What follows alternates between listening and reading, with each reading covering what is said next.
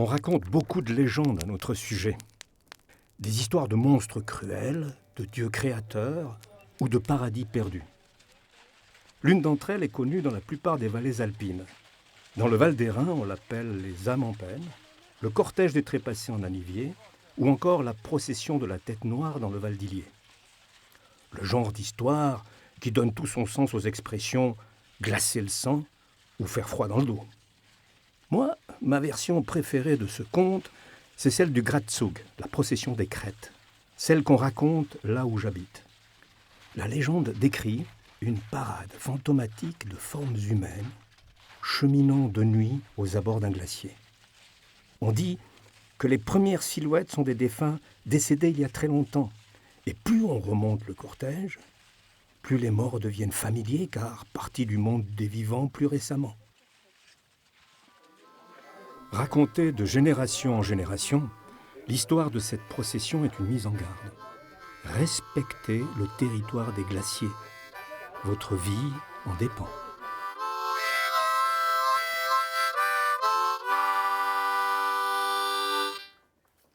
Man hört, was die älteren Leute ihm erzählt haben, der Großvater, Großmutter oder nur der Urgroßvater. Was weiß ich, was wer die Geschichten erzählt hat. Man hat aber zugelassen. Licht war natürlich ganz wenig, es war fast kein Licht eigentlich. Etwas Kerzenlicht vielleicht, mehr war nicht. Jedes Mal haben wir die Füße ein kleines bisschen ab dem Boden gehabt. Wir so eine Fantasie gehabt, überall war ein Boden, überall war ein Geist, der uns hätte nehmen. Aber wir haben es überlebt. Dann ist es natürlich ein bisschen weitergegangen.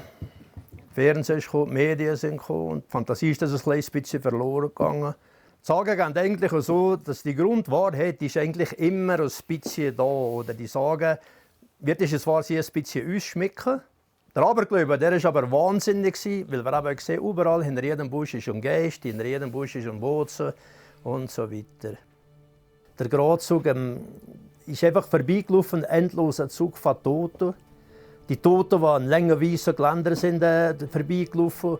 Und wenn du dem noch einen richtig kennt hast, dann hast du gewusst, verfluch noch mal, der Nächste bin ich. J'aime l'ironie de cette histoire. Les humains ont tellement craint la mort sur nos paysages gelés qu'ils se sont à peine aperçus de la nôtre de mort, celle des glaciers. Et désormais, confiné au fond de ma vallée de Conches, je me rends compte que le prochain à mourir, ce sera peut-être moi.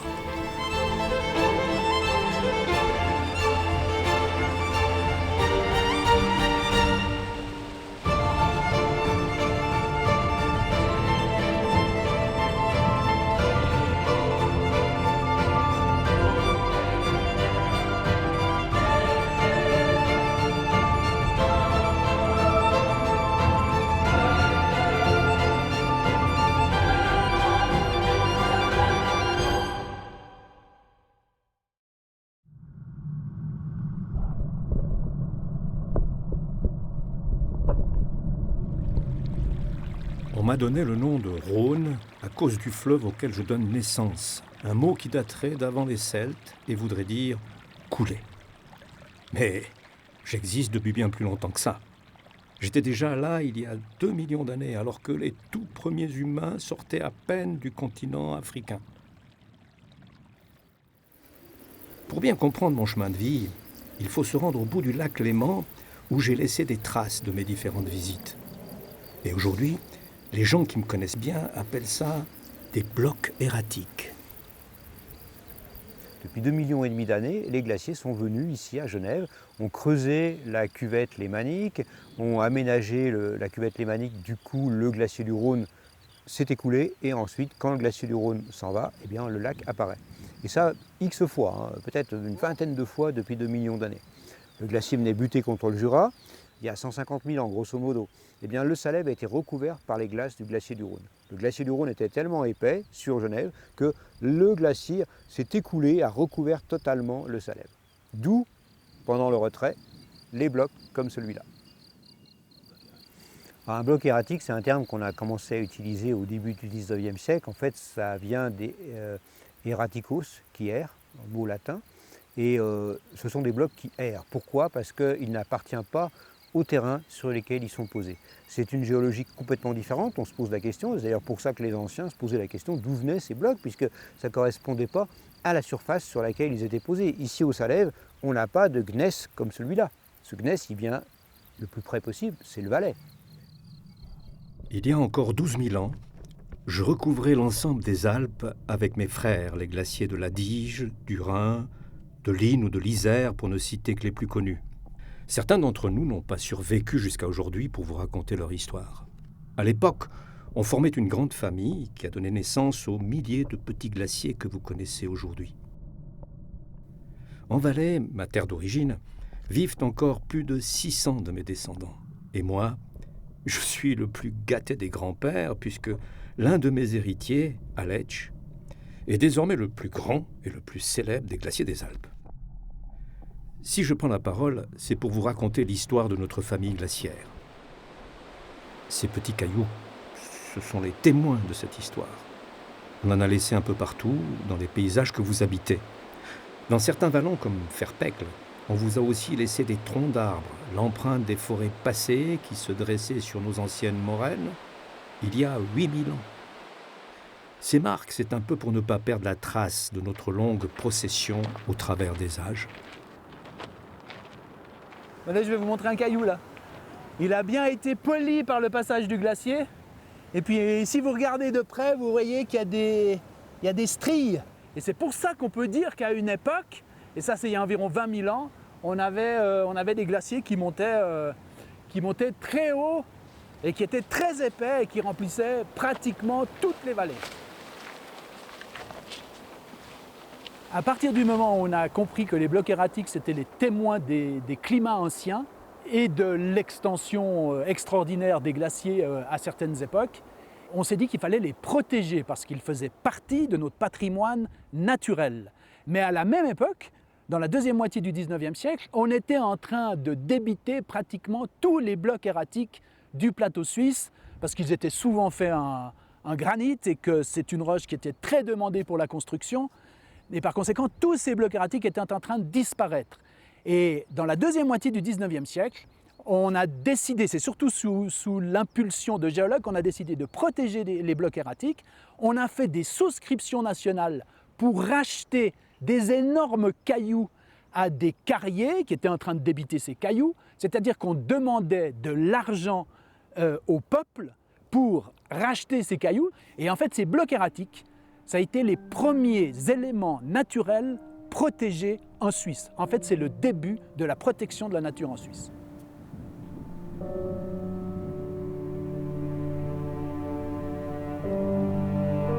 Les humains et nous, c'est une longue histoire. Une relation compliquée d'amour et de haine, de vie et de mort. Il faut dire que nos existences sont liées dans le grand balancier du temps. Quand nous avançons, vous battez en retraite.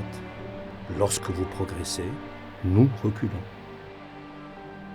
Vous profitez des vertes vallées que nous avons façonnées de nos moraines à des périodes comme le Moyen-Âge ou l'époque romaine, où nous vivions beaucoup plus haut qu'aujourd'hui. En ces temps-là, il faisait assez doux pour que les humains s'aventurent loin sur les terres que nous avions abandonnées. Et là, ce sont vos ancêtres qui ont laissé quelques traces de leur passage. En Valais, les plus anciennes datent d'il y a 35 000 ans. Nos conditions d'existence sont liées à la présence ou l'absence des glaciers. Il y a eu des épisodes de retrait très importants des glaciers, même au sein de la dernière glaciation. Et là, l'homme profite des conditions pour chasser, pour monter dans les vallées, trouver du gibier. On n'est pas à cette époque-là dans une période interglaciaire comme aujourd'hui, mais on est quand même dans une période très favorable du point de vue climatique. Ça a permis à l'homme de s'installer et de développer l'agriculture plus tard.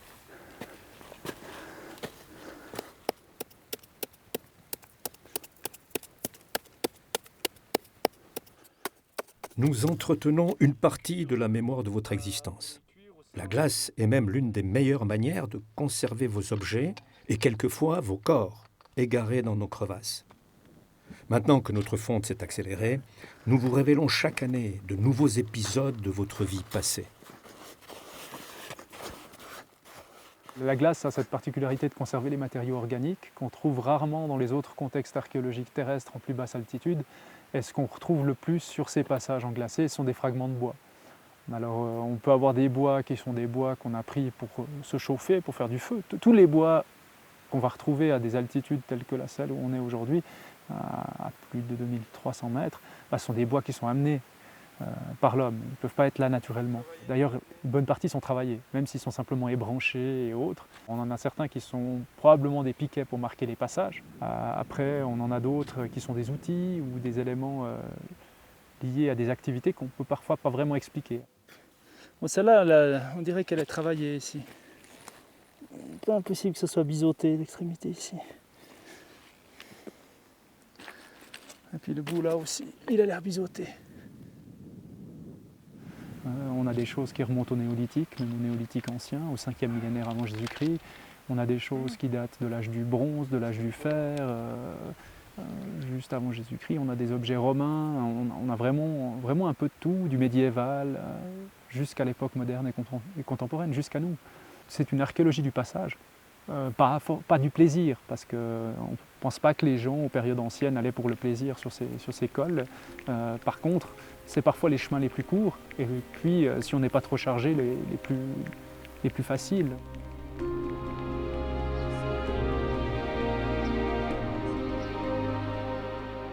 Depuis l'arrivée de Néandertal sur nos terres, puis de vous, Sapiens, on en a vu passer du monde. Mais on garde encore pour nous quelques-uns de vos mystères enfouis dans les glaces. Ce que je peux vous dire, c'est que jusqu'à aujourd'hui, les humains entretiennent une véritable mythologie des glaciers. Si on parle parfois de paradis perdu, certains de mes héritiers, comme Jétro ou Alaline, vous ont fait vivre l'enfer. Pour autant, vous ne nous avez pas toujours craints. D'ailleurs, ce qui vous effraie le plus, ce ne sont pas tant les glaciers eux-mêmes que toutes les histoires que vous avez inventées à notre sujet. Cette notion de peur, je pense qu'il y a aussi tout un jeu de projection. On projette de la peur sur ces populations-là qui avaient quand même une pratique du territoire très très différente de la nôtre. C'est-à-dire qu'ils ne sortaient pas forcément dans les glaciers pour vivre une expérience, mais de façon pratique. Donc quelque part, ils vivaient avec ces lieux. Donc je ne suis pas sûre qu'il y avait vraiment une peur par rapport aux lieux que plutôt dans les imaginaires où par exemple ils imaginaient des démons y vivre, ou voilà, tous ces jeux aussi sur le climat, sur la matérialité des orages, etc.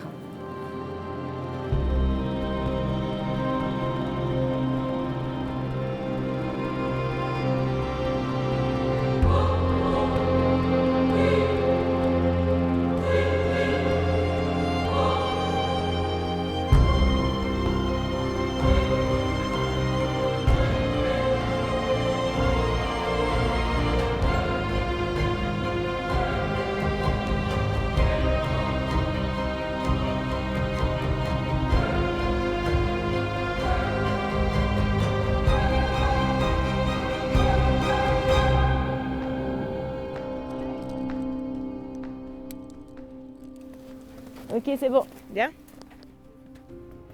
I'm already freezing.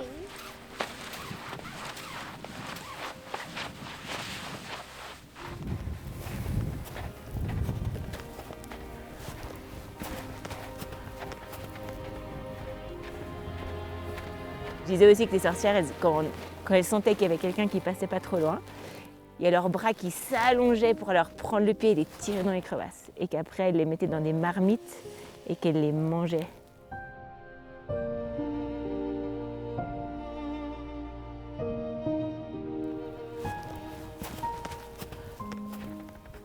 Le folklore, en fait, il est là pour nous apprendre un petit peu comment les gens y pensaient avant aussi, mais aussi nous faire vivre les éléments par l'histoire. De pouvoir, au travers d'une histoire, créer une réaction émotionnelle chez une personne ou chez un enfant, ça leur fait prendre une conscience très vite de la réalité. Ils vont garder cette image, garder ce ressenti et toujours se dire « Ah, c'est possible de tomber dedans ». Et effectivement, ce n'est pas une sorcière qui va te prendre la jambe et te tirer dedans, mais que tu peux tomber dedans et que les conséquences sont les mêmes. qu'il y a des magnifiques histoires humaines à raconter sur les glaciers. On peut aussi parler du rapport entre les glaciers et les êtres humains, les populations alpines, et notamment évoquer toutes les légendes qui sont liées aux glaciers. Il y a longtemps, il y avait un royaume, c'était le royaume des Manzettes, avec un roi qui vivait avec ses sujets très haut dans la montagne. Et la montagne, à cette époque, elle n'avait absolument pas l'aspect qu'elle a actuellement. Elle était beaucoup plus verte, il y avait une végétation quasi luxuriante. Un jour, un oiseau de mauvais augure a signalé au roi qu'il fallait partir. Tout le monde est descendu, le roi le dernier, et quand il était en train de descendre, il osait à peine se retourner pour voir ce qui se passait dans son royaume qu'il était en train d'abandonner. Mais à un moment donné, il s'est quand même retourné, il a regardé, et ce qu'il a vu l'a rempli de tristesse, puisqu'un glacier avait complètement recouvert son royaume et son château. Il y a toujours un peu de vrai dans les légendes colportées par les humains à notre sujet. On y a souvent le mauvais rôle, bien sûr. Il faut dire que nos avancées ont beaucoup préoccupé les habitants des vallées alpines depuis qu'ils s'y sont installés. Mais endosser le rôle du méchant ne me dérange pas tant que cela. Les méchants fascinent, ils sont craints. On prie pour qu'ils nous épargnent. Leur force inspire le respect, et de cette puissance naissent les plus belles histoires. C'est d'ailleurs chez le plus fort de mes descendants, Aletsch, que des adeptes de randonnée en montagne viennent encore chaque année écouter ma légende préférée, celle du Gratzug, la procession des crêtes. J'aime voir la surprise dans leurs yeux quand ils se rendent compte de notre puissance passée. Wir sehen hier den bekanntesten Gletscher, größten Gletscher in den Alpen. Der Gletscher stammt vor 24'000 Jahren, das war der Höhepunkt der letzten Eiszeit. Dann wären hier noch Eiffelturmhöhe, also 300 Meter Eis, wären hier noch Obinsch gewesen. Und die Leute kommen natürlich nicht nur mit mir auf den Gletscher, weil sie über den Gletscher viel wissen, sondern das sind auch immer die ganzen Geschichten, die da so mitspielen. Und die Geschichten sind so interessant, dass sie nicht wissen, ich tue ja nicht legen, aber sie wissen ja nicht, ob es schlussendlich wahr ist oder nicht. Und dann kommen sie nachher wieder im nächsten Jahr.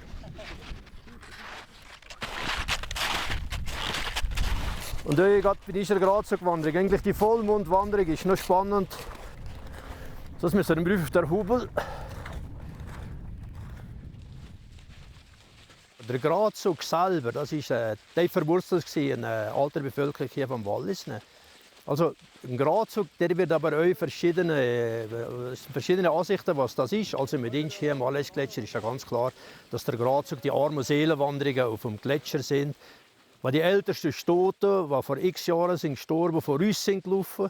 Also der letzte am Gratzug ist der, der kürzlich verstorben ist. Also man hat ja angenommen, dass die sterben, dass sie nachher Bies tun müssen. Und am Schluss haben wir immer meistens noch einen gesehen, also hier in unserer Nähe, der ganz kürzlich verstorben ist. Und wenn man dann von hinten laufen oder gesehen laufen hat, dann hat man gedacht, oh, den kenne ich ja. Der ist ja nicht vor lang gestorben. Das sind die armen Seelen, das ist der Gratzug mit uns.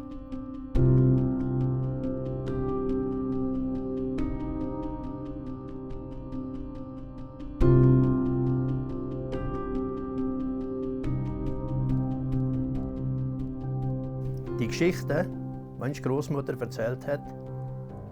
Und die Geschichte, die ich euch erzähle, das ist nicht nur die von der Großmutter, sondern das ist die Geschichte von dem Clemens, ein alter Bergführerkollege, der mit mir unterwegs war. Der Clemens hat mir erzählt, er sei da bald einmal auf dem Aletsch-Gletscher, er sei da schon am Mitternacht. Und nach Mitternacht, der Monat, hat er so geschienen, oben also, es war mal hell, nachher so Nebelschwaden sind unten am Rüff gekommen.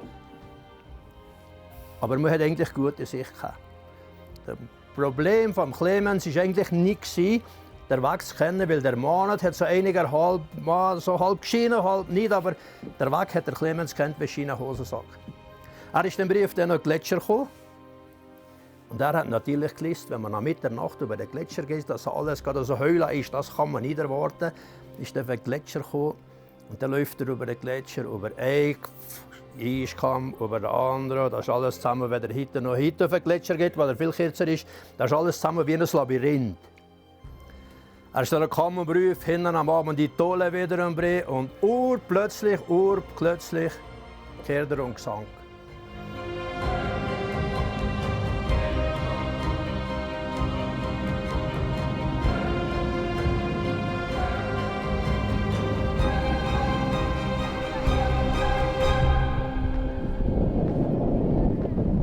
Laissons un moment Clemens chercher d'où proviennent ces chants mystérieux pour aller faire un tour de l'autre côté d'Aletsch. Parce que comme Clemens, noyés dans le blanc des neiges, certaines âmes voyageuses sont à l'écoute de nos murmures. Elles viennent parfois de l'autre bout du monde pour montrer nos glaces sous un autre jour. Et à leur tour, elles créent des paysages similaires à ceux qu'ont façonnés naguère, faits de roches, de crêtes et de crevasses. Fascinées, ces âmes bravent le froid et le courroux de nos tempêtes pour venir partager avec nous cette imagination créatrice. En Corée du Sud, il y a quelque chose de montagne, mais très douce. Dans les Alpes, pour moi, c'est quelque chose de choc. Au début, ce n'était pas quelque chose de, je ne peux pas dire violent, mais c'est telle différence qui m'a tirée. C'est la vie, c'est-à-dire qu'on utilise une seule couleur ou peu de couleurs, avec de l'eau, avoir beaucoup de nuances, donc qui me correspond pour exprimer la montagne. Comme extérieur, ça gèle très vite, donc des fois c'est la neige, des fois l'eau qui gèle sur papier, mais ça donne vraiment l'espèce de glacier. Glacier qui fait des reflets, des nuances, des textures, qui fait vraiment l'eau et pigment, mais c'est avec le papier, ça donne ce que je voulais. En fait, c'est interpréter le glacier, la montagne.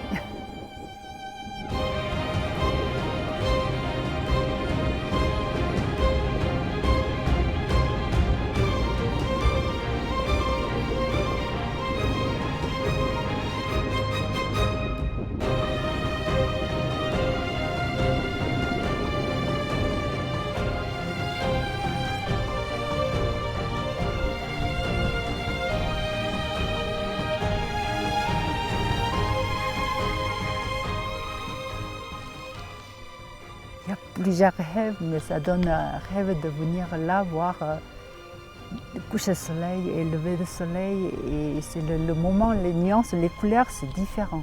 Donc j'aimerais bien interpréter à ma façon. C'est pour ça que j'ai choisi ici.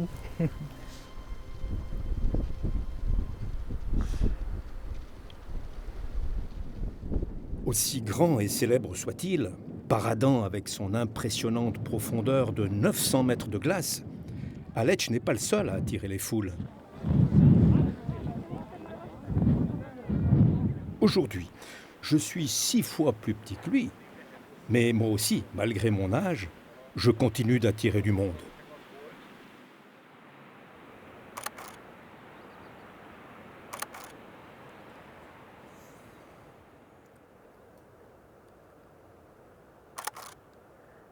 Ce que j'essaye de faire, mais pratiquement comme pour chaque reportage, c'est de me mettre à l'écoute, entendre un petit peu la musique qui vient des choses. C'est assez surprenant parce qu'en fait, c'est sur ces montagnes immobiles que je fais le plus d'images.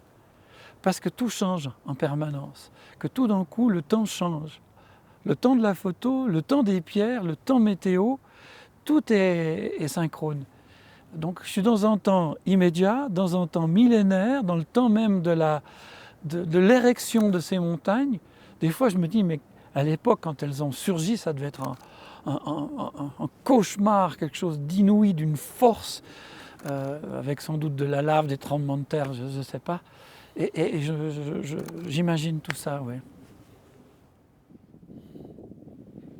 Avec ce genre de vitrine, On se dit que la fascination des gens du monde entier pour nos décors englacés ne vient pas de nulle part. Des fables racontées par Néandertal au tableau du XIXe siècle, jusqu'aux photos et aux films d'aujourd'hui, vous êtes de plus en plus nombreux à venir découvrir ce que vous appelez les neiges éternelles. Les légendes, comme celle de notre ami Clemens et du Gratzug, qui jadis inspiraient la peur, sont devenues source de vocation. Après avoir arpenté nos cols, les humains peuvent désormais vivre à nos côtés.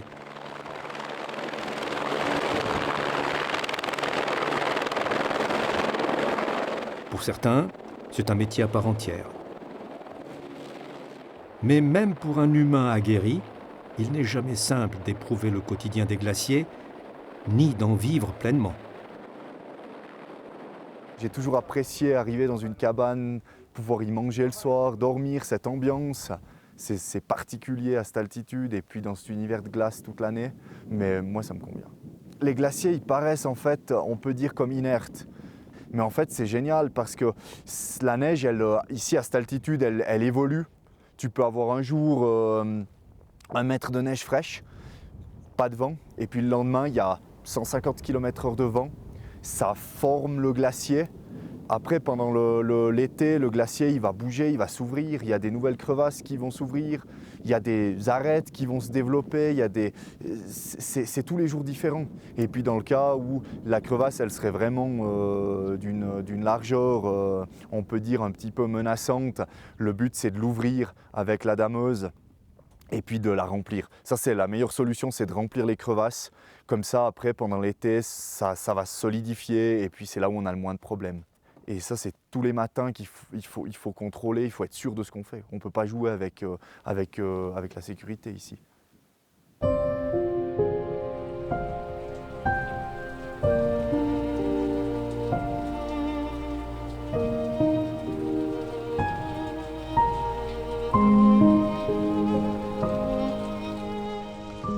Remplir nos crevasses avec de la neige. Quelle drôle d'idée. Pauvres humains, condamnés à répéter les mêmes gestes tous les jours pour se protéger de nos déplacements. Et comme si ça ne suffisait pas, vous tentez aussi de ralentir la fonte de nos glaces. Ne soyez pas si naïfs. Au fond, vous l'avez bien compris, nos mouvements sont millénaires et aucun homme ne peut les stopper. À peine pouvez-vous les entraver sur une poignée de jours, au mieux quelques dizaines d'années. Je le sais mieux qu'aucun autre de mes héritiers, puisqu'à mes pieds traînent d'étranges pansements destinés à ralentir ma fonte et montrer ce à quoi pourrait ressembler l'intérieur d'un glacier aux touristes de passage.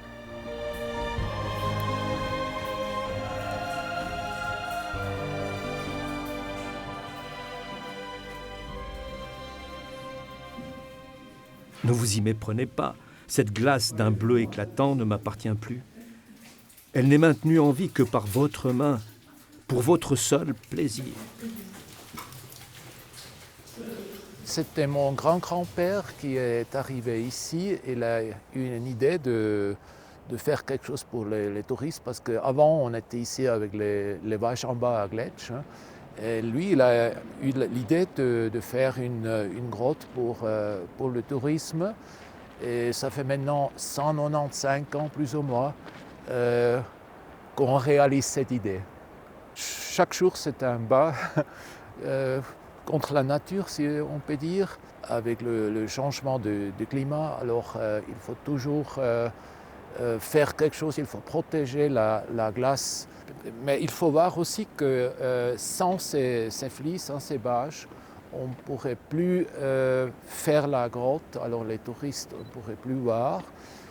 Et oui, c'est peut-être déjà la dernière année, on ne sait pas, alors, parce que ça fond maintenant tellement vite, on n'a pas de neige qui protège au printemps le glacier.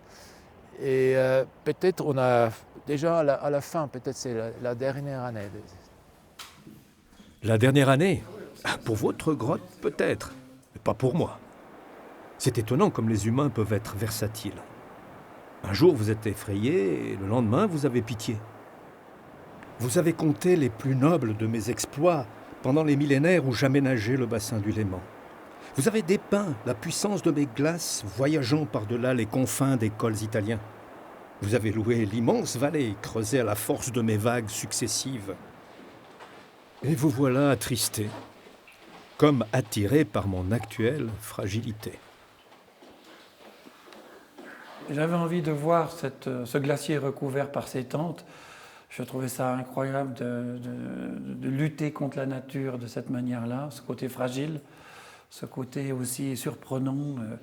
Si on monte un petit peu en dessus du glacier, on remarque que cela ressemble à un camp de réfugiés et c'est très, très surprenant.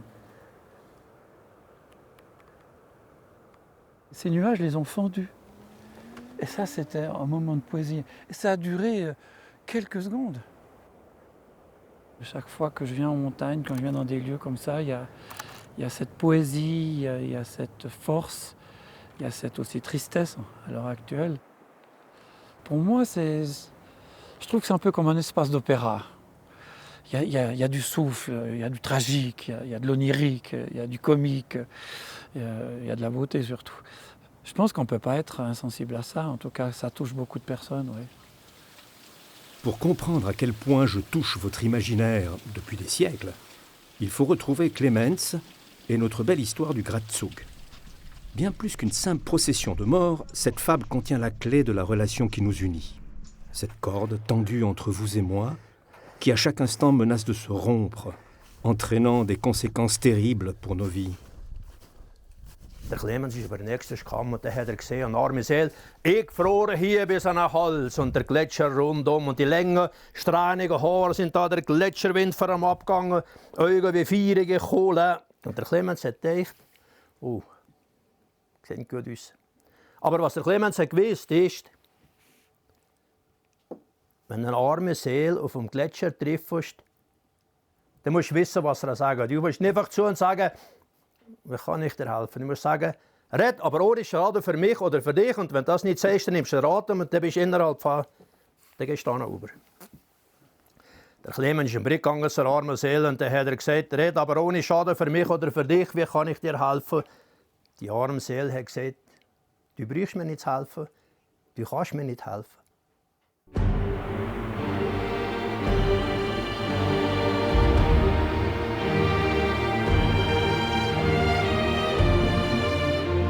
Vous n'avez pas besoin de m'aider. Vous ne pouvez pas m'aider. Ni vos bâches, ni vos machines. Aucune technique, aucun outil en votre possession n'a le pouvoir de me dévier de ma trajectoire. En 200 de vos petites années, ces unités de temps ridicules, j'ai perdu la moitié de mes glaces. Alors forcément, ça fâche. Le réchauffement du climat actuel devrait se situer à peine à 10% de celui que nous connaissons en ce moment. Mais moi, je ne perçois là aucun péril. Le danger, c'est vous qui l'encourez. Vous n'avez pas besoin de m'aider. Aidez-vous vous-même. Ja, ich habe mal darüber getauscht. Vor 50 Jahren, im 73, wenn wir im Aspirantenkurs kein Fels gesehen haben.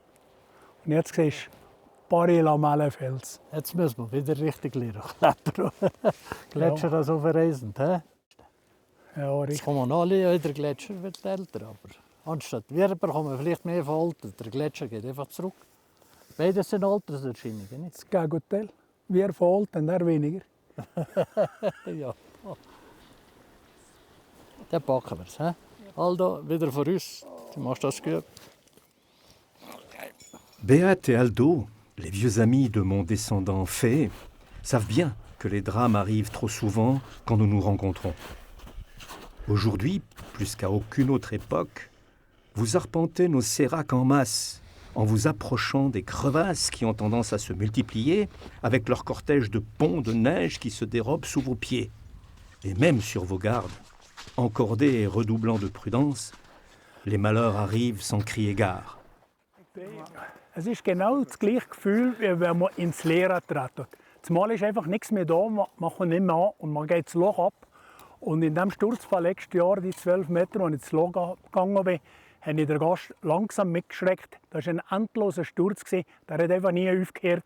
Ist mir also ein paar Mal die Idee gekommen, jetzt müsste er langsam anhalten, sonst sind wir alle drin.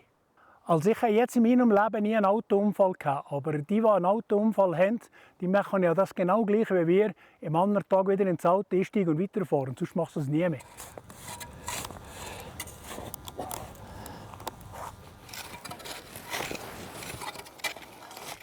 Mal schauen.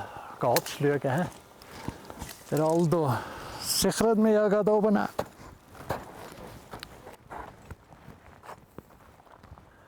Als ich damals drüben kam, bin ich sicher so 8-9 Meter gekommen. Das heisst, der Gast war in der Nacht beim Laufen, bei einem frisch verschneiten Gletscher. Er hat mich gehabt. Und dann haben wir dann nachher Leute, die hinten an der Nase hatten, gemeinsam mich wieder rausgebracht. Ja. Der Gletscher ist für mich etwas Schönes, ästhetisch, wenn man von weitem schaut, auch selber, wenn man drauf schaut. Aber man weiß auch, dass er Gefahren natürlich auch hat. Oder? Und das ist also so ein gewisser Respekt vor dem Gletscher, immer eine gewisse Vorsicht. Der Beruf vom Bergführer ist mit Risiko verbunden. Ohne Risiko geht es nichts. Wenn das Risiko total ausschaltest, dann tust du eigentlich die Freude oder das Leben dort kaputt machen. Also ohne Risiko entdeckst du nichts Neues. Aber man macht es nicht wegen dem Risiko, sondern weil man eben die Erlebnisse liebt. Quand on emprunte nos sentiers, le dédale des glaciers, il ne suffit pas de nous connaître à la perfection. Mon histoire du Gratzug ne dit pas autre chose. Clemens connaît sa route. C'est plutôt les champs ou la présence des âmes prisonnières du froid qu'il craint. Mes glaces ne sont pas vos jardins. Et si parfois, à leur surface, luit la lumière d'un chemin, l'ombre d'une crevasse ou les facéties du relief ne sont jamais loin. Les crevasses, si elles ne sont pas si profondes, on a quand même des risques à mourir ou pas tout le temps? Même si elles ne sont pas très profondes, on a des risques de mourir parce qu'il y en a qui sont très étroites et on tombe dedans et ça fait qu'on s'enfonce et après on n'arrive plus à nous ressortir. Donc des fois les crevasses elles peuvent être très fines et c'est surtout ça le danger. Et dès elles sont très grandes et on tombe, mais après grâce à la corde on peut nous retirer en dehors de la crevasse. Oui, mais souvent on est mort.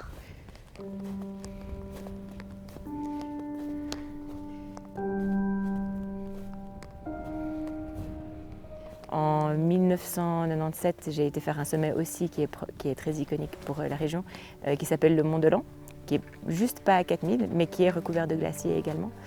Et en descendant à ski du sommet, une petite coulée qui est partie et en fait j'ai sauté la barre qui est dessous, versant italien. Ma chute elle devait faire plus ou moins 400-450 mètres en sautant des barres. Et j'ai atterri sur le glacier de Prébarre, en dessous. J'ai fracturé ma cheville, plus de 20 fractures, fracturé le bassin, la sacro-iliaque et toutes les côtes. Et je suis restée à Plat-sur-Audoux à l'hôpital pendant 2 mois. Pendant cette période-là, c'est là que vraiment j'ai développé une passion pour la montagne.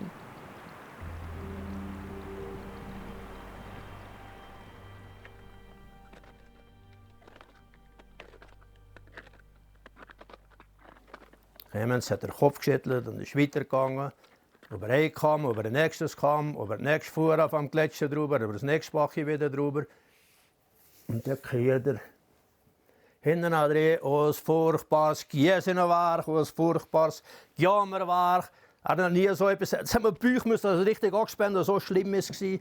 Ganz ein schlimmes Jammerwerk, Hörerwerk, Kreischerwerk. Dans les vallées du sud des Alpes, mon royaume, la terreur des cris résonne encore dans vos mémoires. À la simple énonciation des noms de certains de mes descendants, votre souvenir s'obscurcit. Les soubresauts de Gietro, Alaline ou Aletsch ont provoqué chez vous de profondes cicatrices, rasant des villages, balayant des membres de vos familles. L'écho le plus récent de ces catastrophes, si souvent répété dans l'histoire, remonte à un lieu que vous appelez Matmark.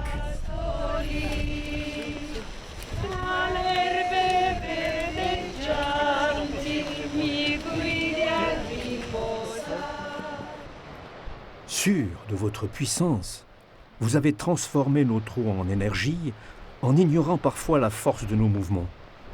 Alaline vous l'a douloureusement rappelé, il y a moins de 60 ans, déversant 2 millions de mètres cubes de glace en quelques secondes sur le chantier du barrage en contrebas.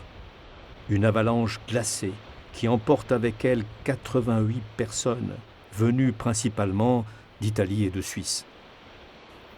Unsere Mama war daheim und in dem Moment siehst du, wie der Onkel hier eher ins Tal spiegeln und den Spiegel fallen, die Hand vor das Gesicht nimmt. Und sie sieht, da ist irgendetwas. Und dann hat sie gerufen, Albert, was ist denn los? Und dann hat er gesagt, da ist etwas ganz Leids passiert. Und sagt, da ist der ganze Gletscher im Brechen.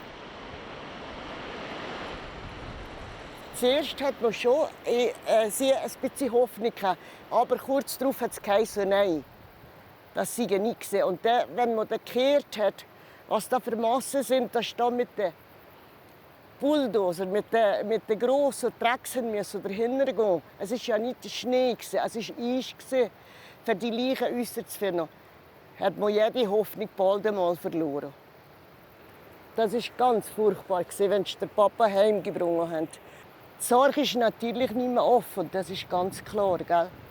Aber ja, du musst es dann einfach akzeptieren. Da ist der Papa drin, obwohl das muss vielleicht aber ich, was so Jungs noch war, vielleicht der Moment nicht so richtig hat realisiert. Aber der Peter hat noch ja gesehen und der Peter hat gesagt, der Bruder, es sei der Papa. Und da musst du es einfach akzeptieren. Ich glaube nicht, dass ich verrückt bin über den Gletscher.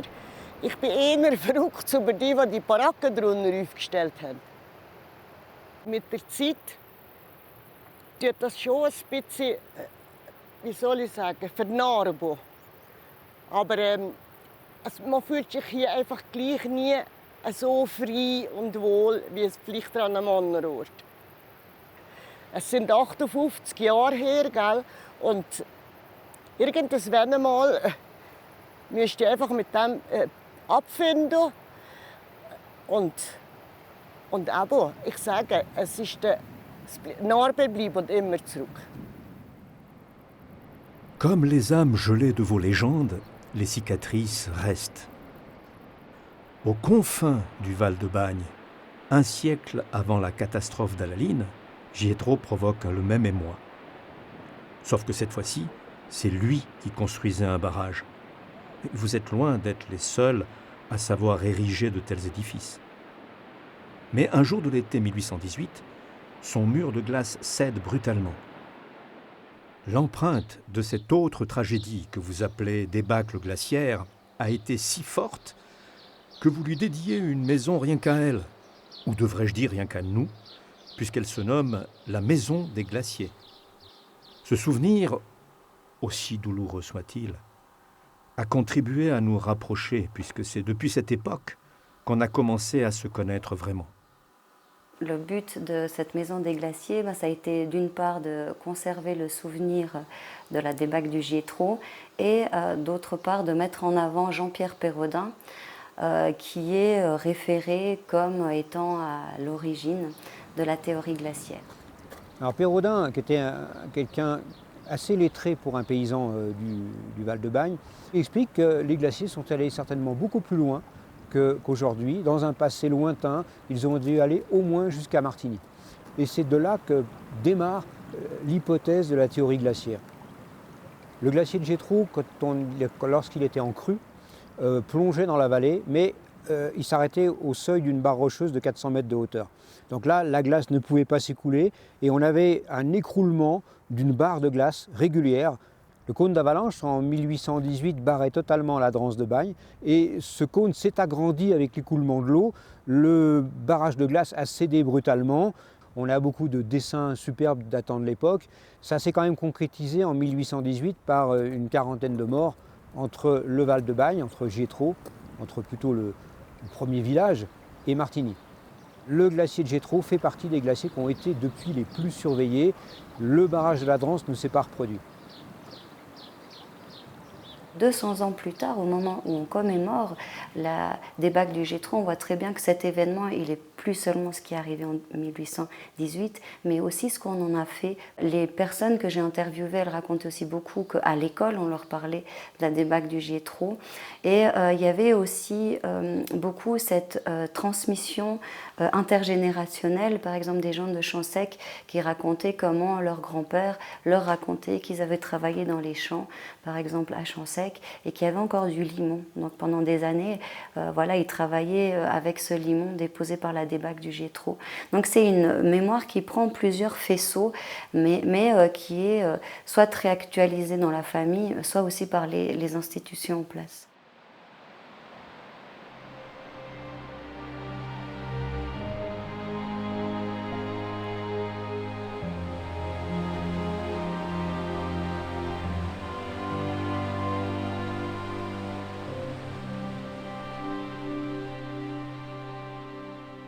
Clemens hat den Kopf geschüttelt und ist weitergegangen. Und dann kommt er über den Kamm drüber und dann sieht er einen Brei, eine arme Seele, eingefroren nur am grossen Zeh. Der hat gedacht, der muss doch leicht zu helfen sein. Er ist im Brei gegangen und hat gesagt, red, aber ohne Schaden für mich und für dich, wie kann ich dir helfen? Dann hat die arme Seele gesagt, Clemens, ich liebe von dir, du kannst mir nicht helfen, du brauchst mir nicht zu helfen. Ich bin eingefroren am grossen Zehen und die Tränen sind aus dem Brief auf die Zehen geflossen. So die richtigen Eiszapfen sind am Bruch bis zum Höck. Lange, strähnige Haare vom Gletscherwind, der immer von oben nach unten weht. Die sind so weggeflossen und die feurigen, kohligen Augen. Clemens, du brauchst mir nicht zu helfen. Ich bin eingefroren. Der Gletscher kommt wieder zu, ich werde total eingefroren, der Gletscher schmilzt wieder. Und das ist ein Hin und Her und das ist ein ewiges Hin und Her. So war es. Cette histoire, c'est votre histoire, à tous. Celle de Clemens, kleine Menschen, les petits humains qui apprennent tant bien que mal à nous connaître. Ces âmes tourmentées qui se manifestent ici et là en procession, ce sont les porte-paroles des glaciers. Nos émissaires, envoyés pour vous faire entendre nos tourments. Ceux d'une parade éternelle qui va et vient au gré des caprices du climat que vous avez déréglé.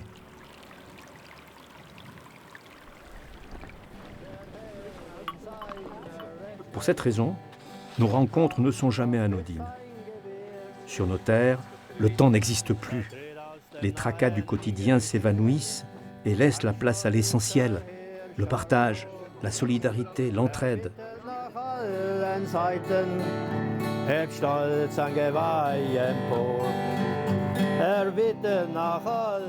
Et si la peur peut parfois vous faire perdre pied, ce sentiment d'être pleinement en vie prend toujours le dessus. Il dissipe la crainte d'un environnement qui vous apparaît comme inhospitalier. Mais n'oubliez jamais que notre monde, ce monde de glace et de gel permanent, vous êtes indispensable. Si je disparais, votre marche s'arrête également.